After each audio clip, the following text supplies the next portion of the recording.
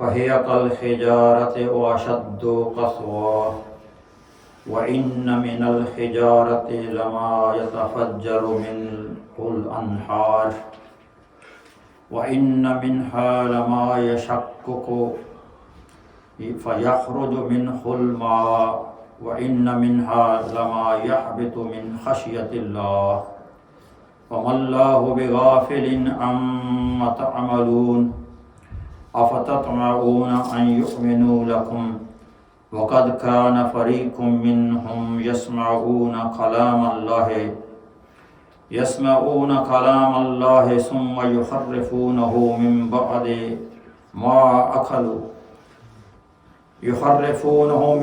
ما عقلوه وهم يعلمون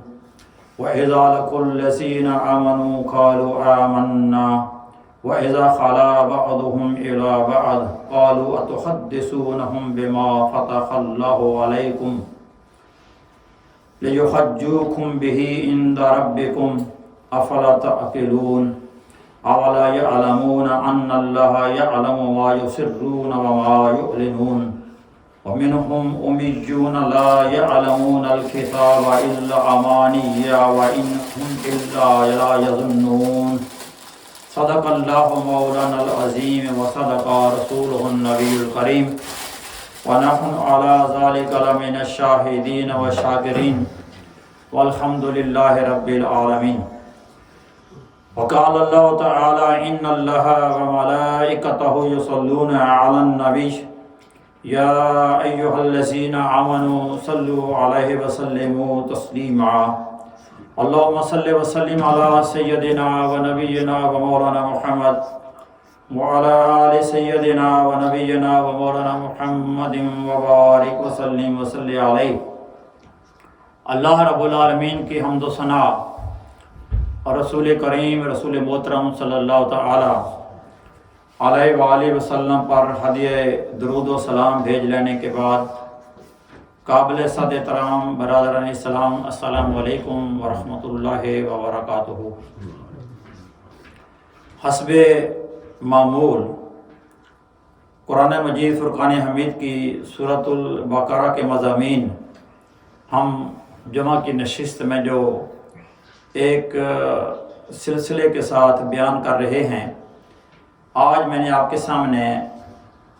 سورۃ البقرہ کی آیات نمبر 74 سے لے کر کے 78 تک میں نے آپ کے سامنے تلاوت کی ہیں۔ ان آیات کے معنی و مفاہیم آپ کی خدمت میں پیش کرنے کی کوشش اور توفیق اللہ رب العالمین نے عطا فرمائی ہے۔ ترجمہ سماعت فرمائیں۔ اللہ رب العالمین نے فرمایا، پھر تمہارے دل سخت ہو گئے پتھر کی طرح یا اس سے بھی زیادہ سخت، اس کے بعد کہ تمہارے اوپر حق واضح ہو گیا، اور بے شک جو پتھر ہوتے ہیں ان میں سے بعض پتھر وہ ہیں جن سے جب وہ پھٹتے ہیں تو چشمے جاری ہو جاتے ہیں، اور ان میں سے بعض پتھر وہ ہیں کہ جب وہ پھٹتے ہیں تو ان میں سے پانی کا خروج ہوتا ہے، اور ان میں سے بعض پتھر وہ ہیں جو اللہ رب العالمین کے خوف سے کانپ جاتے ہیں یا ریزہ ریزہ ہو جاتے ہیں۔ وَمَا اللَّهُ بِغَافِلٍ عَمَّا تَعْمَلُونَ، اور بے شک اللہ تعالیٰ جو ہے جو کچھ تم کرتے ہو اس سے اللہ رب العالمین بے خبر نہیں ہے۔ یہ ترجمہ سنانے کے بعد میں آپ کو پس منظر کی طرف لے کے جاؤں گا۔ پھر فرمایا اللہ رب العالمین نے نبی کریم صلی اللہ علیہ وسلم سے اور آپ کے صحابہ کرام سے کہ آپ یہ گمان کر رہے ہیں کہ یہ جو لوگ ہیں یعنی یہود جو ہیں یہ آپ پر ایمان لے آئیں گے، حالانکہ ان میں سے ایک گروہ ایسا بھی گزرا ہے جنہوں نے اللہ رب العالمین کے کلام کو سنا اور سمجھا، اور سمجھنے کے بعد اس میں تحریف کر دی، اسے بدل ڈالا، اور پھر فرمایا کہ یہ جب تم سے ملتے ہیں اہل ایمان، جب یہ تم سے ملتے ہیں تو کہتے ہیں کہ ہم بھی اہل ایمان ہیں، ہم بھی تم میں سے ہیں، اور جب یہ علیحدگی میں ہوتے ہیں، خلوت میں ہوتے ہیں، اپنے لوگوں کے پاس ہوتے ہیں، یعنی یہود کے پاس ہوتے ہیں، تو پھر بعض جو ہیں بعض کو یہ کہتے ہیں کہ کیا تم ان یعنی مسلمانوں کو ایسی باتیں جا کر کے بتاتے ہو کہ جو کل تمہارے لیے بروز محشر حجت بن جائیں، ایسی باتیں ان کر جا کر بتاتے ہو جو ہمارے راز ہیں، اور تم انہیں جا کر کے بتا رہے ہو، ان کے پاس جب جاتے ہو تو انہیں بتاتے ہو کہ کل وہ ہمارے خلاف اللہ کی بارگاہ میں میدان محشر میں وہ گواہ کے طور پر جو ہے ان کو پیش کریں۔ تو اللہ رب العالمین فرماتا ہے کہ اولا یعلمون ان اللہ یعلم ما یسرون وما یعلنون، کہ کیا یہ جانتے نہیں ہیں کہ اللہ رب العالمین جو ہے وہ تو ہر بات کا علم رکھتا ہے، جانتا ہے جو کچھ یہ چھپاتے ہیں اور جو کچھ یہ ظاہر کرتے ہیں، اور اللہ رب العالمین ہر چیز سے باخبر ہے۔ اور پھر اللہ فرمایا ان میں سے ایک گروہ وہ ہے، کچھ لوگ وہ ہیں جو کتاب کا علم نہیں رکھتے اور ان پڑھ طبقہ ہے، جو ہلاک طبقہ ہے، اور اپنی من مانی باتیں جو ہیں وہ انہی کو مفروضے بنا کر کے انہی کے اوپر وہ چلتے رہتے ہیں۔ اور اللہ رب العالمین نے فرمایا کہ یہ جو اس قسم کے لوگ ہیں ان کے لیے ہلاکت ہے اور ان کے لیے تباہی ہے۔ حضرات محترم، یہ سورۃ البقرہ کی آیات نمبر 72 سے لے کر کے 78 تک آپ نے ترجمہ سماعت فرمایا۔ تھوڑا سا جو پس منظر ہے، اللہ جو فرما رہا ہے کہ تمہارے دل جو ہیں وہ حق جاننے کے باوجود پھر پتھر کی طرح ہو گئے، بلکہ اس سے بھی سخت۔ تو اس کا پس منظر جو ہے وہ جو دوست میرے گزشتہ جمعۃ المبارک پر موجود تھے وہ جانتے ہیں کہ بنی اسرائیل میں ایک شخص نے اپنے چچا کو مال کی ہرس میں، مال کے لالچ میں قتل کر دیا، اور اس کے بعد اس کی بیٹی سے اس نے نکاح کر لیا۔ پلان اس کا یہ تھا کہ چچا اس کا مالدار تھا، صاحب ثروت تھا، تو اس نے اس کو قتل کرنے کے بعد اس کی میت جو ہے، لاش جو ہے وہ اٹھا کر کے ایک دوسرے قبیلے کے جو قلعہ نما دروازے ہوتے ہیں ان کے سامنے پھینک دی،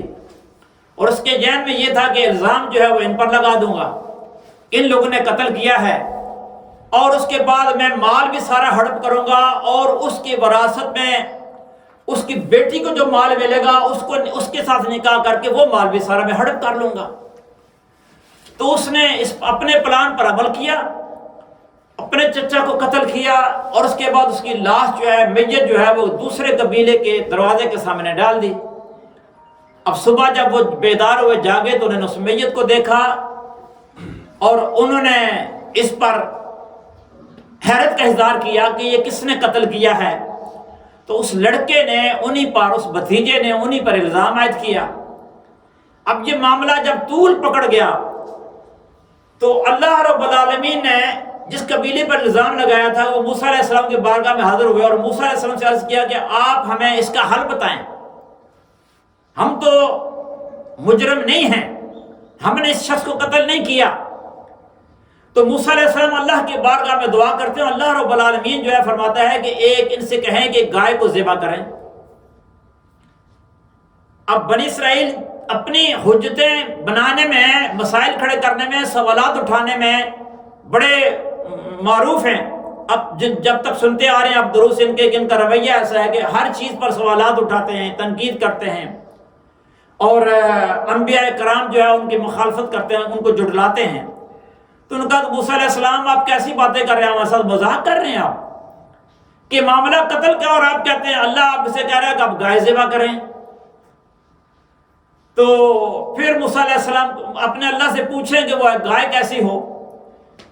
تو موسیٰ علیہ السلام نے پھر دعا کی، اللہ نے فرمایا کہ ان سے کہو کہ گائے جو ہے وہ اس کلر کی ہونی چاہیے، یعنی وہ رنگ جو بتایا گیا وہ گہرا سبز رنگ بتایا گیا، تیز سبز رنگ۔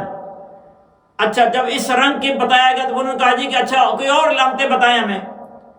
پھر اللہ تعالیٰ نے فرمایا ان سے کہو کہ وہ گائے جو ہے اس رنگ کی ہو اور اس کے ساتھ کی کوئی گائے اور اس جیسی نہ ہو، اور وہ ایسی جاذب نظر ہو وہ گائے کہ جو بھی اس کو دیکھے اس کی نظریں اس میں کھب جائیں، اس کے حسن میں، گائے کے حسن میں، خوبصورتی میں وہ بندہ جو ہے وہ اس کی نظریں کھب جائیں، ایسی گائے ہونی چاہیے۔ تو یوں پھر وہ چلے اور پھر ڈھونڈتے ڈھونڈتے ڈھونڈتے ایک نوجوان تھا، اس کے پاس جا کر ان کو گائے ملی اور پھر منہ مانگی قیمت اس نے ان سے لی۔ پھر جب گائے وہ لے کر کے آگے موسیٰ علیہ السلام فرمایا، اللہ نے فرمایا کہ اب ایسے کرو، اس گائے کو ذبح کرو۔ ذبح کرنے کے بعد اس کا گوشت کا ایک لوتھڑا جو ہے ٹکڑا اس مقتول کے جسم سے مس کرو، وہ زندہ ہو جائے گا۔ اب اس پر پھر انہوں نے حیرت اظہار کی کہ یہ کیسے ہو سکتا ہے کہ گوشت کا ٹکڑا اس سے مس کرے اور وہ زندہ ہو جائے۔ پھر انہوں نے سوالات اٹھائے تو موسیٰ علیہ السلام نے فرمایا کہ اللہ رب العالمین نے جو حکم دیا ہے وہ تم کر گزرو، اس پر عمل کرو۔ لہذا وہ گائے کو ذبح کیا گیا، گائے کے گوشت کا ٹکڑا اس مقتول کے جسم سے مس کیا گیا، وہ مقتول زندہ ہو گیا۔ جب وہ زندہ ہوا تو اس نے بتا دیا کہ میرا قاتل کون ہے،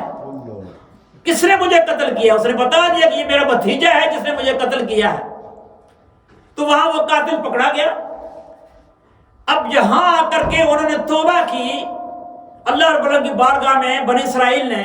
لیکن یہاں اللہ فرما رہا ہے کہ کچھ عرصہ گزرنے کے بعد پھر تمہارے دل پتھر کے سخت ہو گئے، اور فرمایا صرف پتھر کی طرح نہیں بلکہ پتھر سے بڑھ کر کے سخت ہو گئے۔ اور پھر اللہ فرماتا ہے کہ پتھر تو بعض ایسے بھی ہیں جب وہ پھٹتے ہیں تو ان میں سے چشمے جاری ہو جاتے ہیں۔ پھر فرمایا پتھر بعض ایسے بھی ہیں جب وہ پھٹتے ہیں تو ان میں سے پانی ظاہر ہو جاتا ہے، پانی خارج ہونا شروع ہو جاتا ہے۔ پھر فرمایا پتھر تو بعض ایسے بھی ہیں جو اللہ رب العالمین کے خوف سے کانپ جاتے ہیں، ٹکڑا ٹکڑا ہو جاتے ہیں، ریزہ ریزہ ہو جاتے ہیں۔ اب انسان جو سخت دل ہو جائے، ہم کہتے ہیں سنگ دل، یہ انسان سنگ دل ہو گیا، اس کا دل ایسے ہو گیا جیسے پتھر ہے، سنگ ہے۔ ہم کہتے ہیں یہ پتھر دل انسان ہے، اس کا دل بڑا پتھر کی طرح سخت ہو گیا ہے، اس میں نرمی نہیں ہے، اس میں رحم نہیں ہے، اس میں شفقت نہیں ہے بندے میں۔ تو اللہ رب العالمین نے یہ مثال دے فرمایا کہ پتھر سے بھی سخت ہو گئے تمہارے دل۔ پھر اللہ نے فرمایا کہ پتھر تو ایسے بھی ہوتے ہیں جن سے چشمے جاری ہو جاتے ہیں، نہریں جاری ہو جاتی ہیں، پانی جاری ہو جاتا ہے، اور پتھر ایسے بھی ہیں جو اللہ رب العالمین کے خوف سے، خشیت سے کانپ جاتے ہیں، لرز جاتے ہیں۔ ایک وہ قرآن مجید میں بتایا گیا ہے کہ اللہ رب العالمین نے قرآن مجید کو پہاڑوں پر بھی جو ہے وہ پیش کیا کہ پہاڑوں پر نازل کر دیا جائے، تو پہاڑوں نے اللہ رب العالمین کی بارگاہ میں معذرت کر لی کہ مولا کریم ہم اس کا جو قرآن مجید کا جو وہ بوجھ ہے، جو انوار ہے، وہ ہم ضبط نہیں کر سکیں گے۔ تو اللہ رب العالمین فرماتا ہے کہ اور مخلوق پر بھی اللہ رب العالمین چاہا کہ ان پر نازل کیا جائے تو ہر مخلوق نے اسے معذرت کی، لیکن پھر اللہ رب العالمین نے انسان اور پھر نبی کریم صلی اللہ علیہ وسلم کے سینہ اثر و قلب منیر پر قرآن مجید کو نازل فرمایا، اور حضور نبی کریم صلی اللہ علیہ وسلم نے اس قرآن مجید کو اپنے سینے میں جذب فرما لیا، اپنے دل میں جذب فرما لیا۔ اتنا اللہ تعالیٰ نے اس سینے میں جو ہے وہ جذب اور قوت رکھی تھی۔ تو یہاں اللہ فرما رہا ہے کہ پتھر، تمہارے دل جو ہے پتھر سے بھی سخت ہو گئے، لیکن ان پتھروں سے بھی سخت ہو گئے جن پتھروں سے چشمے جاری ہو جاتے ہیں، جن سے پانی رواں ہو جاتا ہے، جو اللہ کے خوف سے کانپ جاتے ہیں۔ تمہارے اوپر انعامات بھی کیے پھر بھی تمہارے دل نرم نہیں ہوتے، تمہارے اوپر عذاب نازل کیا پھر بھی تمہارے دل نرم نہیں ہوتے۔ تمہارے دل کیسے ہیں؟ پتھروں کی مناسبت سے پتھروں سے بھی سخت ہو گئے ہیں۔ یہ سارا کچھ بیان کرنے کے بعد جو ہے وہ اب یہاں دیکھیں، اس سے ایک بات تو یہ ظاہر ہوتی ہے کہ یہ جو پتھر ہیں، ایک تو اللہ رب العالمین کی جتنی مخلوق ہے وہ ساری اللہ تعالیٰ کی تسبیح کرتی ہے۔ قرآن مجید میں اللہ تعالیٰ فرماتا ہے کہ اللہ کی جتنی مخلوق ہے، ہاں وہ کیسی بھی ہے، جیسی بھی ہے، اپنے رب کی تسبیح کرتی ہے۔ اگر اپنے رب کی تسبیح کرتی ہے تو پھر اس کا مطلب اس میں ادراک ہے، ہر مخلوق میں ادراک ہے۔ ہم کہتے ہیں یہ پتھر ہے بے حس ہے، لیکن نہیں، اس میں بھی ادراک ہے، اس لیے کہ جس پتھر سے پانی کے چشمے جاری ہو جائیں تو اس میں ادراک ہے۔ جن پتھروں پر، پہاڑوں پر قرآن کو پیش کیا جائے تو وہ اللہ رب العالمین کے قرآن کی جو انوار ہیں ان کی وجہ سے خشیت ان پر طاری ہو جائے،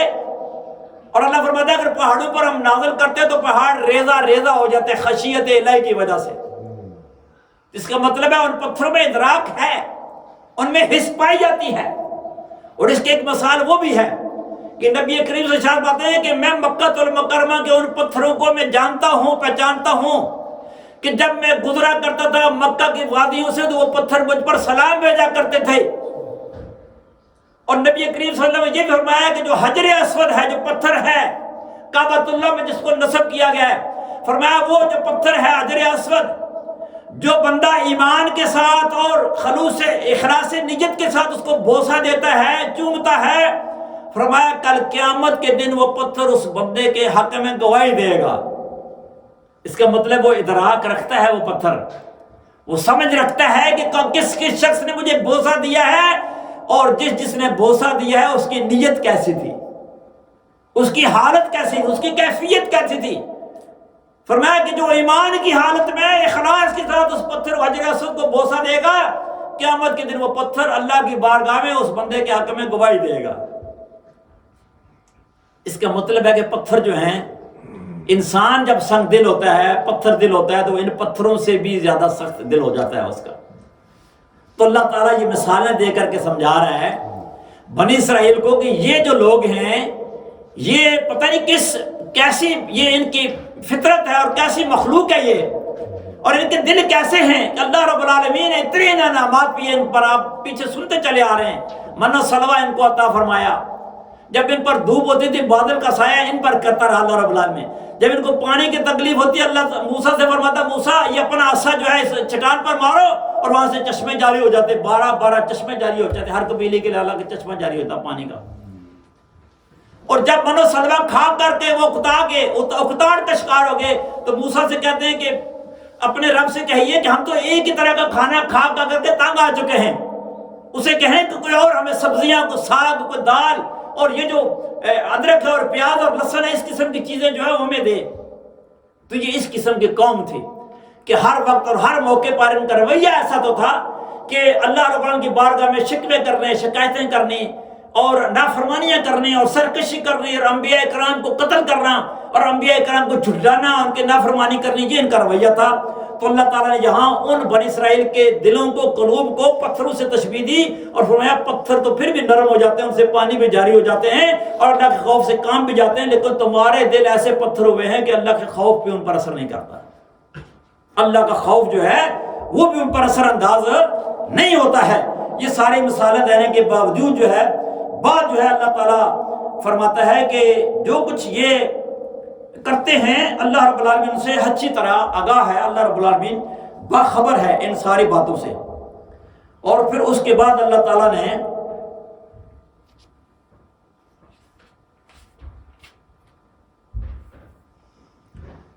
اللہ رب العالمین نے یہ بنی اسرائیل کا رویہ بیان کرنے کے بعد نبی صلی اللہ علیہ وسلم سے اور صحابہ کرام سے فرمایا کہ کیا آپ یہ گمان کر رہے ہیں، آپ جو ان کو بار بار دعوت دیتے ہیں اسلام کی، یہودیوں کو جو مدینہ طیبہ میں پائے جاتے تھے، تو آپ گمان یہ کر رہے ہیں کہ یہ آپ پر ایمان لے آئیں گے؟ اب یہ گمان کر رہے ہیں تو اللہ تعالیٰ فرماتا ہے کہ یہ ایمان لانے والے نہیں ہیں، بلکہ ان میں ایک طبقہ وہ ہے، ان میں سے ایک طبقہ وہ گزرا ہے کہ جب اللہ رب العالمین کا کلام ان پر نازل ہوا اور اللہ کے کلام کو انہوں نے سمجھا، جانا، پرکھا، اور اس کے بعد جو ہے اس سے انکار کر دیا۔ یہاں تو صرف انکار نہیں کیا بلکہ اس کو بدل دیا، اس کو تحریف کر دی، اس میں جو ہے اس میں رد و بدل کر دیا۔ اور یہ اشارہ ہے اس طرف جب حضرت موسیٰ علیہ السلام کو طور پر تشریف لے کر کے گئے، اور موسیٰ علیہ السلام کے ساتھ جو ہے وہ بنی اسرائیل کے غالباً 40 یا 70 افراد جو ہیں وہ موسیٰ علیہ السلام اپنے ساتھ لے کر کے گئے کہ اللہ رب العالمین سے میں نے ہم کلام ہونا ہے، اور اللہ تعالیٰ نے مجھے کلام عطا فرمانا ہے، تو رات عطا فرمانی ہے، تو میں ان کو بطور گواہ ساتھ لے کر کے جاتا ہوں، تاکہ جب واپس آئیں تو بنی اسرائیل کی قوم جو ہے ہماری بات پر اعتبار کرے، اعتبار کر لے۔ تو اللہ فرماتا فرماتا ہے کہ وہ موسیٰ علیہ السلام ان کو اپنے ساتھ لے کر کے گئے اور انہوں نے موسیٰ علیہ السلام کو اپنے رب سے کلام کرتے ہوئے دیکھا بھی ہے، اور پھر تورات ان کے سامنے اللہ رب العالمین نے عطا فرمایا، موسیٰ علیہ السلام کو تورات نازل کی گئی، اور اس کے باوجود جب وہ واپس آتے ہیں بنی اسرائیل قوم میں تو کچھ عرصے کے بعد وہ اس سے انحراف کر لیتے ہیں، بدل جاتے ہیں، تورات کی تعلیمات جو ہیں ان میں تبدیلیاں کر دیتے ہیں، رد و بدل کر دیتے ہیں، اور اللہ رب العالمین کی پھٹکار اور اللہ رب العالمین کے عذاب کے مستحق ٹھہرتے ہیں۔ تو یہ ان لوگوں کا رویہ تھا کہ اللہ فرماتا ہے کہ آپ تو یہ گمان کر رہے ہیں کہ یہ آپ کی دعوت کو قبول کر کے مسلمان ہو جائیں گے، یہ تو ایسے لوگ ہیں، یہ جو سرکشی ہے، نافرمانی ہے، جھٹلانا ہے، یہ ان کی گھٹی میں پڑا ہوا ہے، یہ ہمیشہ انبیاء کرام کو جھٹلاتے رہے ہیں، اور آپ پر جو کلام ہم نازل کر رہے ہیں آپ کے کلام کو بھی جھٹلا رہے، اس لیے صرف آپ کے کلام کو نہیں جھٹلا رہے، اس سے پہلے بھی جو یہ موسیٰ علیہ السلام پر جو کلام تورات کی صورت میں نازل کیا گیا اس کو بھی جھٹلاتے رہے ہمیشہ، اور اس میں تحریف کرتے رہے، اس میں رد و بدل کرتے رہے۔ اور اس کے بعد اللہ تعالیٰ فرما رہا ہے ان کا جو طریقہ واردات ہے وہ اللہ تعالیٰ اللہ فرماتا ہے جب یہ تم سے ملتے ہیں اہل ایمان تو یہ کہتے ہیں کہ ہم ایمان والے ہیں، ہم تمہیں میں سے ہیں، تمہارے جیسے ہم ہیں، اور جب یہ واپس جاتے ہیں خلوت پہ جاتے ہیں اور اپنے لوگوں کے پاس جاتے ہیں، یعنی یہودیوں کے پاس جب یہ واپس جاتے ہیں تو پھر آپس میں جب یہ گفتگو کرتے ہیں تو ان میں سے بعض کو کہتے ہیں کہ بھائی تو ان کے پاس کیوں جاتے ہو، ان کے پاس جا کر کے تم اپنے راز ہمارے جو ہیں وہ ظاہر کرنا چاہتے ہو، ان پر ہمارے جو راز ہیں ہم نے جو ان سے پوشیدہ رکھے ہوئے مسلمانوں سے وہ تم ان سے جا کر کے ظاہر کرنا چاہتے ہو ان پر، اور تم ظاہر کر کے کل اپنے خلاف گواہی بنانا چاہتے ہو کہ کل وہ میدان محشر میں قیامت کے دن اللہ کی بارگاہ میں تمہارے خلاف تمہاری کی باتوں کو گواہ کے طور پر جو ہے پیش کر دیں اللہ کی بارگاہ میں۔ تو وہ آپس میں گفتگو یہ کرتے ہیں۔ اللہ رب نے فرماتا ہے کہ یہ کسی بات کو چھپائیں یا کسی چیز کو ظاہر کریں، ہم تو سارا کچھ جاننے والے ہیں، یہ نہ بھی ظاہر کریں تو ہم جاننے والے ہیں۔ اب وہ کیا بات تھی جس کے بارے میں ان کو وہ یہودی جو ہے جو مسلمانوں کے پاس آتے تھے ان کو دوسرے یہودی کہتے تھے کہ مسلمانوں کے پاس تم کیوں جاتے ہو اور جا کر کے تم ایسی باتیں کیوں کرتے ہو جو ہمارے خلاف کل گواہی بن جائے میدان محشر میں؟ وہ دراصل نبی کریم صلی اللہ تعالی وسلم کی آمد کی بشارتیں تھیں تورات میں۔ حضور نبی کریم صلی اللہ علیہ وسلم کے اوصاف جو ہیں اوصاف حمیدہ کا ذکر کیا گیا تھا تورات میں، اور نبی کریم صلی اللہ علیہ وسلم کی آمد کا ذکر کیا گیا تھا، اور موسیٰ علیہ السلام سے اور آپ کی امت کو کہا گیا تھا کہ میرا آخری نبی اور رسول جب آ جائے اس کی بعثت ہو جائے تو پھر تمہاری امت نے ان پر ایمان لانا ہے، ان کو تاکید کی جائے اس بات کی۔ تو وہ چونکہ نبی صلی اللہ علیہ وسلم پر ایمان لانے کے لیے تیار نہیں تھے، آپ صلی اللہ علیہ وسلم کی نبوت کو جھٹلاتے تھے، آپ پر کلام نازل ہونے والا اس کو جھٹلاتے تھے، اس لیے وہ اس بات سے جو ہے وہ فکر مند تھے کہ ہم میں سے جو مسلمانوں کے پاس جاتے ہیں کہیں جا کر کے ہماری کتاب و تورات کی وہ باتیں جا کر کے ان پر ظاہر نہ کر دیں جن سے یہ ثابت ہو جاتا ہے کہ نبی کریم صلی اللہ علیہ وسلم سچے اور آخری اللہ کے رسول ہیں، اور ان پر جو کلام نازل ہوتا ہے وہ اللہ رب العالمین کا کلام ہے، حقیقی کلام ہے اور سچا کلام ہے، پر حق ہے۔ تو ان باتوں سے اللہ فرماتا ہے کہ یہ وہاں ظاہر کریں یا نہ کریں، یہ کچھ بولیں یا نہ بولیں، یہ کچھ چھپائیں یا چھپائیں، اللہ رب العالمین تو ہر بات سے آگاہ ہے، اللہ تعالیٰ ہر شے کو جانتا ہے۔ اور پھر اللہ فرماتا ہے ان میں سے بعض تو ایسے جولا ہیں جو کتاب کا علم ہی نہیں رکھتے، وہ سنی سنائی باتوں پر مفروضے قائم کرتے ہیں اور انہی مفروضوں پر اپنی زندگی گزارتے چلے جاتے ہیں۔ تو اللہ تعالیٰ فرماتا ہے کہ اس جو طبقہ ہے، یہ جو رویہ رکھنے والا طبقہ ایسا ہے، اللہ فرماتا ہے ان کے لیے ہلاکت ہے، ان کے لیے ہلاکت ہے، دنیا میں بھی اور کل آخرت میں بھی ان کے لیے رسوائی ہے اور ذلت ہے۔ اللہ رب العالمین ہم مسلمان ہونے کے ناطے، نبی کریم صلی اللہ علیہ وسلم کی امتی ہونے کے ناطے، یہ جو یہود کے رویے اور نصارہ عیسائیوں کے رویے قرآن مجید جب بیان کرتا ہے وہ دراصل اس میں ہمارے لیے بھی سبق ہوتا ہے، ہمارے لیے اس میں درس ہوتا ہے کہ ہمارا رویہ اللہ کے رسول صلی اللہ علیہ وسلم کے ساتھ اور اللہ کے رسول صلی اللہ علیہ وسلم کی سینہ اطہر پر قلب منیر پر نازل ہونے والی کتاب کے ساتھ ہمارا رویہ جو ہے وہ کیسا ہونا چاہیے؟ وہ یہودیوں والا رویہ نہیں ہونا چاہیے جس کو اللہ رب العالمین نے ناپسند فرمایا ہے، اور اس رویے کی وجہ سے اللہ تعالیٰ نے انہیں متعدد بار ان پر اپنے عذاب بھی نازل فرمائے ہیں۔ اللہ تعالیٰ ہمیں سمجھنے اور عمل کرنے کی توفیق عطا فرمائے۔ باقی آیات مقدسات اسی سورۃ البقرہ کی آئندہ جمعۃ المبارک پر، کل ہفتہ ہے اور ہفتے کو ہمارا نماز عشاء کے بعد جو ہے وہ ہفتہ وار تعلیمی تربیت پروگرام ہوتا ہے، اور درود شریف کی محفل بھی ہوتی ہے، اس میں ذکر کی محفل بھی ہوتی ہے اور بیان بھی ہوتا ہے۔ تو تمام دوستوں سے گزارش ہے کہ کل ہفتے کو ہماری نماز عشاء 7 بجے ہوتی ہے، تو 7 بجے جو ہے تمام دوست جو ہے اس محفل میں کل ضرور شرکت فرمائیں۔ اللہ رب العالمین ہمارے حال پر رحم فرمائے اور اپنی رضا اور خوشنودی والی زندگی نصیب فرمائے۔ سنتے ہیں، اللہ فرما رہے ہیں۔